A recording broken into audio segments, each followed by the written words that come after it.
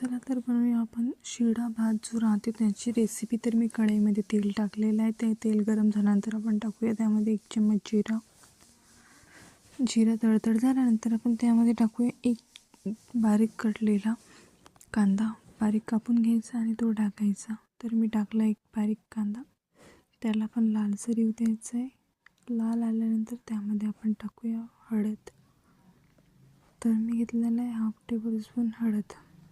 हळद टाकल्यानंतर त्यामध्ये टाकणार आहे मी मसाला, लाल मिर्च पावडर, सावजी मसाला, धनिया पावडर आणि ते मिक्स करून घेऊया चांगलं। त्यामध्ये टाकूया आपण टोमॅटो टाकल्यानंतर त्याला चांगलं होऊ देऊया। त्यामध्ये मीठ टाकायचं ना, मीठ टाकल्यानंतर ते लवकर शिजतात, त्यामुळे आपण त्यामध्ये मीठ टाकूया। तर चला मीठ टाकल्यानंतर आपलं टोमॅटो शिजलेलं आहे।